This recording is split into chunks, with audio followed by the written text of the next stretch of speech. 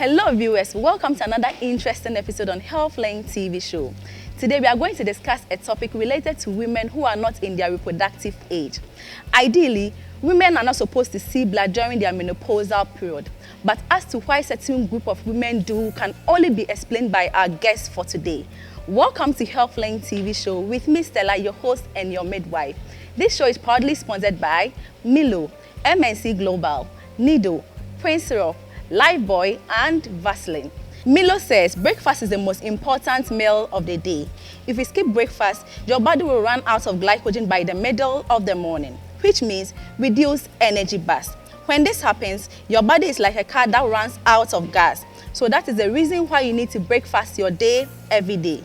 Milo gives you the nourishment of malt, milk and cocoa, and the delicious taste of Milo to help you breakfast your day. Milo contains micronutrients that helps with energy release, normal muscle function, and maintenance of normal bones during child's physical activities. Breakfast your day with Milo to help give your child the right start for the day. With Milo, every child can be an MVP. With Milo, every child is a champion. Milo, the energy food drink of future champions.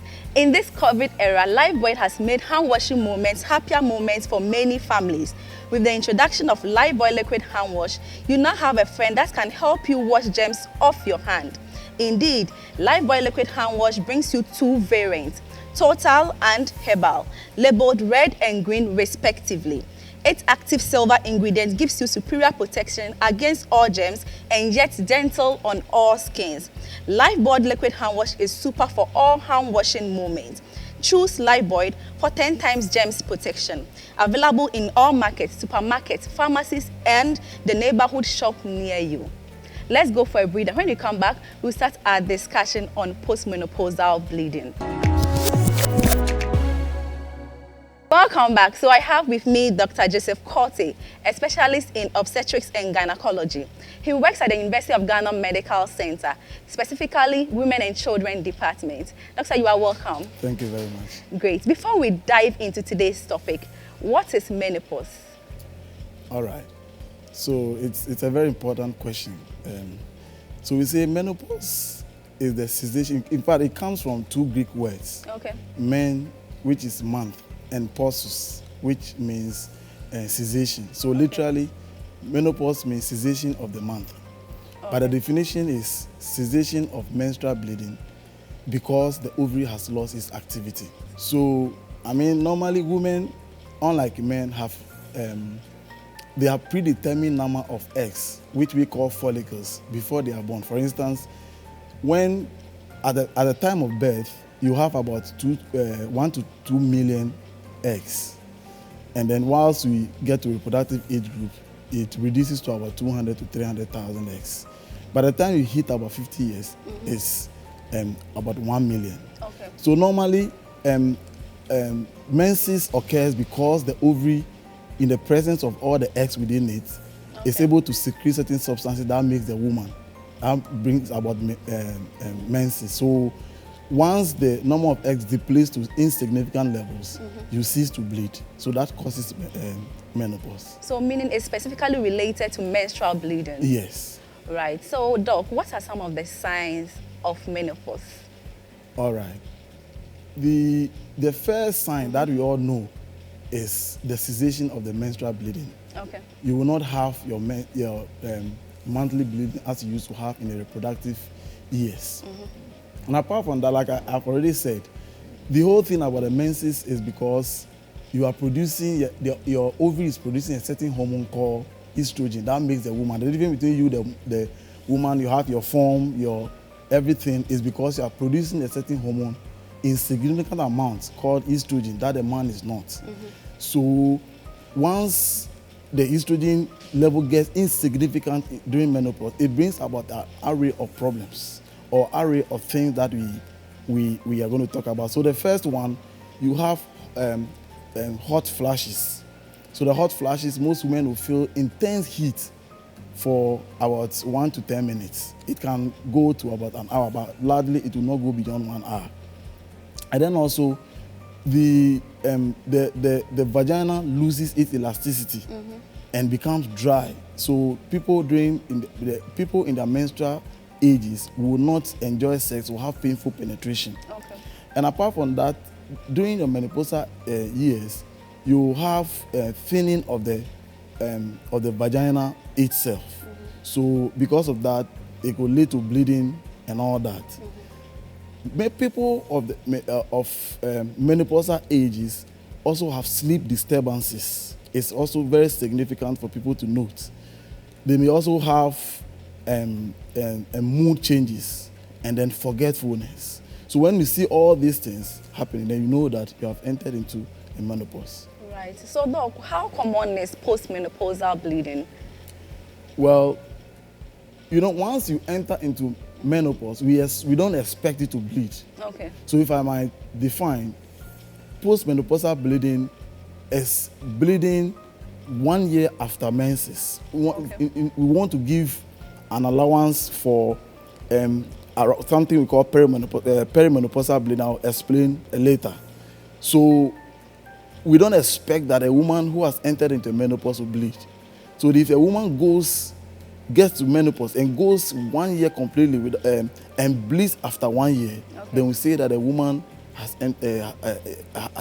postmenopausal bleeding. Okay. It is not so common. Generally, about 20 to 30% of menopausal women will experience a bleeding of one bleeding of a sort. For instance, in the UK, about 13 out of 1,000 women population by 50 years will experience bleeding. And then in Sweden, it's about 13.6 out of 1,000 population of women. So it's not very, very common. But what about in Ghana? Well, we don't have statistics. Okay. We don't have. It's very difficult to come by such statistics in our book, so we don't have such figures. Okay, Doc, I believe someone may be asking the menopausal age. What is the menopausal age range? Well, so in Ghana, the average age of menopause is about 48 years. Okay. Even though some may enter into an early menopause before 48, some may go a little bit beyond 48 years. Okay. But averagely in Ghana, women enter into menopause by 48 years. All right, Doc. So what contributes to the early menopause? Menopause itself is divided into natural menopause and surgical menopause. So what I explained initially was how menopause occurs naturally. So naturally, your eggs, which we call follicles, will deplete naturally and then enter into menopause. But we have one called surgical menopause. So there are times that we go into theater for certain procedures. For instance, we are going to remove a uterus for any other reason. If we have a suspicion that these ovaries are suspicious, we remove them as well. So because all I've explained is that the ovary is what is making the difference between a fertile or a reproductive age woman and then a menopausal woman. Yeah. So once the ovaries are removed, you enter into menopause. So such menopause is called surgical menopause. Okay. Apart from that, in conditions like cancer, where people are undergoing chemotherapy and especially radiotherapy, the ovaries are affected and the woman enters into a premenopausal an early menopause. Okay, so those are the two things that occur during in menopause. So, Doc, is early menopause reversible?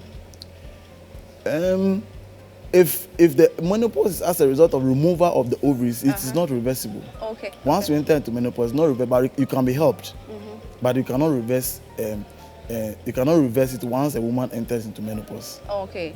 So, Doc, is it normal for a woman in her menopausal age to see blood? There is a period that we call perimenopausal period. Okay. Perimenopausal period is few years before you enter into proper menopause. For instance, your repeated or cyclical menstrual bleeding, monthly bleeding, is as a result of your ovulation, expression, or ovulating, and then your hormones. So just before a woman enters into proper menopause, there's a period where they can have bleeding, which is normal, because once a while they may ovulate and have normal ovulation, so they can bleed. But once a woman enters into proper menopause, that is the reason why we've left some allowance. And we've given ourselves up to a year. Okay. So once you cease to bleed after 1 year, we don't expect the woman to have any bleeding of any sort. Any bleeding after 1 year, once you have entered menopause, is abnormal. All right, before we continue, viewers, you are watching HealthLink TV show. This show is proudly sponsored by Milo, MNC Global, Nido, Prince Syrup, Lifebuoy, and Vaseline. In this COVID era, Lifebuoy has made hand washing moments happier moments for many families. With the introduction of Lifebuoy liquid hand wash, you now have a friend that can help you wash germs off your hands. Indeed, Lifebuoy liquid hand wash has 2 variants, total and herbal, labeled red and green respectively. 8 active silver ingredients gives you superior protection against all germs and yet gentle on all skins. Lifebuoy liquid hand wash is super for all hand washing moments. Choose Lifebuoy for 10 times better protection. Available in all pharmacy shops, supermarkets, and neighborhood shops near you. Nido says there's no love like the mother's love. No one can support them like you do. And now more than ever, it is important to protect our kids from anything that will make them sick. That is why Nido is fortified with iron and vitamin C and D to help support their immune. So choose good nutrition. Choose Nido. Nido, your love, their future. So Doc, what causes postmenopausal bleeding? First of all, I want every woman to understand that postmenopausal bleeding is abnormal. Okay. You know, sometimes the postmenopausal women or people who have entered into their menopausal ages think that they see a little blood and then they think that, oh, this is little, so it's nothing. This is the take-home message. Every woman that has entered into menopause, you are not supposed to bleed. The significance of the problem is not the amount of bleeding. Okay. It could be small, it could be a lot. Whether small or profuse is significant. Okay. There are many causes of postmenopausal bleeding, but it is said that postmenopausal bleeding is a cancer until proven otherwise. Because as we health professionals, we want to always rule out and find out if the woman has a sinister cause like cancer before any other thing come to play. So, for instance, the commonest cause is the thickening of the womb, the lining of the womb. The lining of the womb is called endometrium. So a woman in its menopausal age may have increasing in the thickness of the lining. That will lead to some bleeding of the sort. Apart from that, women who are, when they enter into menopause and they're having all those issues that I've spoken about, we tend to help them by giving them estrogen, because like I said, the problem is the estrogen. So once you give them estrogen, a lot of their problems are solved. A woman who is on hormonal replacement therapy, like estrogen, may experience some bleeding. Okay. Apart from that, all the cancers, so vaginal cancer, vulvar cancer, endometrial cancer, cervical cancer, they all lead to endometrial postmenopausal bleeding. Okay. I said earlier that women who have entered into a menopausal age may have or will have thinning of their vagina. We call it vaginal atrophy. The vagina is so thin, sometimes it's so thin that it leads to bleeding. Okay. Then also, there is a particular medicine we use in breast cancer, which we call tamoxifen. So if a woman is on tamoxifen, there is a likelihood that the woman will bleed. So these are the common causes. But I want the viewers to know that the significance of the bleeding is not in the amounts. Okay? And then once you have a bleeding, cancer is always one of the causes that we want to rule out before we look at any other thing. Interesting. Yeah. All right, Doc. So can someone get pregnant during menopause? Well, the oldest woman who has ever gotten pregnant got pregnant at 57 years in Portland, in the United States. Okay. 57 years and I think 120 days old. Okay. If you are in the perimenopausal period, like I explained, around the menopausal period, once a while you may ovulate. and then you get pregnant. We see that a lot in our clinics. When you ovulate, are you going to see blood? When you ovulate, you not those women. Once a while they are entering into menopause, but just around those periods they may ovulate, they may menstruate and ovulate, and once they ovulate they can get pregnant. But once you enter into proper menopause where you don't see blood after 1 year, we cannot get pregnant because you are not ovulating, you are not having any significant follicles to ovulate, so you can't get pregnant. But around the perimenopausal period, once a while, perimenopausal means that they are not bleeding for about 2-3 months. Then once a while they see some small bleeding. They are not bleeding, and then so once they see blood around that time, it means that they have ovulated, and when they have sex, they can get pregnant. But if you enter into proper menopause, you cannot get pregnant except you do artificial reproductive technology. But to have a spontaneous natural conception, no.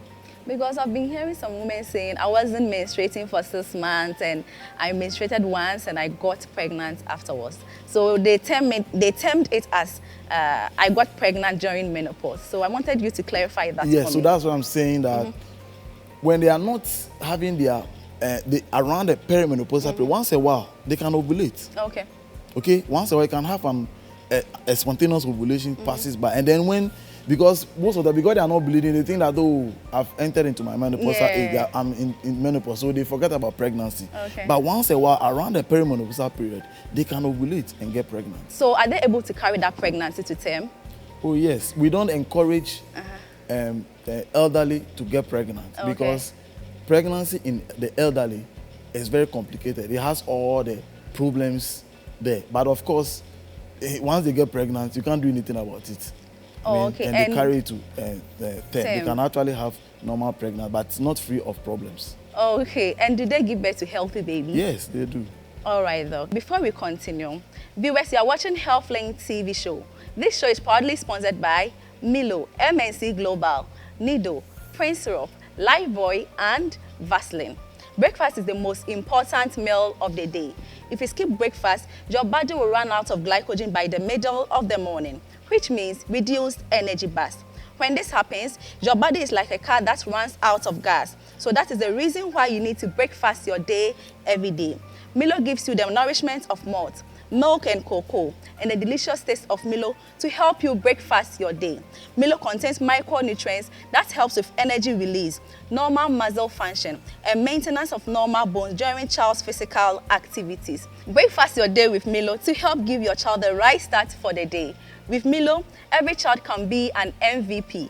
With Milo, every child is a champion. Milo, the energy food drink of future champions. Let's go for a breather. When we come back, we'll continue our discussion. Welcome back. Before we went on break, we were discussing menopause, postmenopausal bleeding, and the causes of postmenopausal bleeding. So, Doc, what should one do when she's experiencing postmenopausal bleeding? Very well. So once you see blood, the first step is to come to the hospital. Usually when you come to the hospital, we'll take a history because we need to find out what is causing the bleeding. So for instance, we'll ask you about the nature of the bleeding. Is it a lot? Is it small? Is it associated with low abdominal pain? Do you have a mass? Have you lost weight? Is it associated with sexual intercourse? If it comes after sexual intercourse. Then once we have an idea about what the problem is, we'll examine the woman. We'll do a thorough examination. We'll come to abdomen, do a pelvic exams to see if there are masses. Typically, we'll use a plastic or speculum into the vagina so that we'll look at the cervix and see if there are problems on the cervix. If there are suspicious areas, we may take a biopsy or we'll do another test called colposcopy. But usually, it is not uncommon to see a doctor taking a biopsy because taking a tissue from the endometrium, because I said it's one of the commonest causes of... Endometrium is where? The womb, the lining of the womb. So we take a tissue from the lining of the womb to take it to the lab and to find out if everything is fine with you. So the management will depend on what we find. So for instance, if it is an endometrial cancer, then there are other things you do, take it to theater, and then the womb will be removed, and afterwards there's follow-up treatments. Right. If it's cervical cancer, it will depend on the stage of the cancer. So if it's an early stage, but if you are in the menopause, most likely we'll remove your uterus and all that. Okay. If it is as a result of the woman bleeding because the lining of the vagina is so thin, normally we give them estrogen cream. What is estrogen? It's a hormone, okay. Like I said, that is produced from the ovary. All right. So once the ovary has lost its function, you are not producing enough estrogen, and that can lead to massively thinning of the vaginal lining. Okay. That can lead to bleeding. So if that is the cause of the bleeding, we manage with estrogen cream. We have a cream that is it's an external estrogen that we apply into the vagina to solve the problem. So a woman, like I said, do not think that the bleeding is so small, so it is okay. So please, I want to drum home this message again, that no matter the amount of the bleeding, so far as you have entered into menopause, is significant. It's not advisable to stay at home. No, at all. Quickly go and see your gynae for investigation to be done. All right, Doc. What advice do you have for women in their menopausal age? Okay, so first of all, I've spoken a lot about the significance of the bleeding. That when you are bleeding, first go to the hospital. Then also, in this part of our world, it is not common to see people coming to the hospital just for checkup. But I want to entreat and encourage every woman who has entered into a menopause that there are yearly things we do during your menopausal age. So for instance, you do yearly breast screening, you do yearly mammogram to see if there's any issue with your breast when it comes to hospital. In your facility? Everywhere. We encourage women who have entered into their menopausal age that every year they need to go to the hospital to have their breasts checked. Okay. First, we'll examine the breast, we'll do yearly mammogram. And then also, yearly, we need to look at their thyroid gland. The thyroid gland is a gland that is found in front of our neck that stimulates certain hormones for metabolism and other functions in the body. So yearly, we need to have they need to have their thyroid gland checked. And then also, when they come to the hospital, we need to examine, do a pelvic exams to find out if there are issues there. So once there are issues, then it's solved.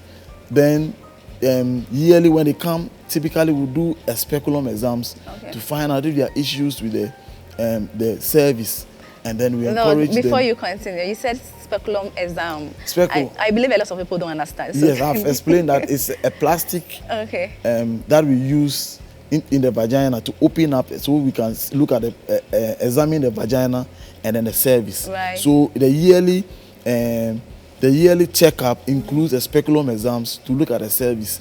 And if they are, like I said, if they are suspicious area, we take a biopsy and take it to the lab. We take a tissue, a biopsy, we are taking a tissue from the cervix to the lab, so that an examination of the tissue will tell us whether the suspicious areas we need to act or is just fine. All right, Doc. Thank you so much for your time. Welcome. I need to have another interview session with you again, Doc. Okay. Great. All right, viewers. So soon we've come to the end of the episode. If you have any question on postmenopausal bleeding, kindly drop it on the number showing you right on your screens. Join me same time next week for another interesting episode on HEALTHLINK TV show. HEALTHLINK, everything on health.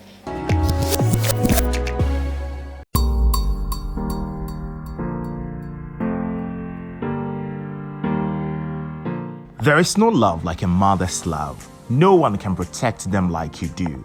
And now more than ever, it is important to protect our kids from anything that could make them sick. That is why Nido is fortified with iron and vitamin C and D to help support your immune. So choose good nutrition. Choose Nido. Nido, your love, their future. Breakfast is the most important meal of the day. If you skip breakfast, your body will run out of glycogen by the middle of the morning, which means reduced energy burst, When this happens, your body is like a car that runs out of gas. So that is the reason you need to breakfast your day every day. Milo gives you the nourishment of malts, milk and cocoa, and the delicious taste of Milo to help you breakfast your day.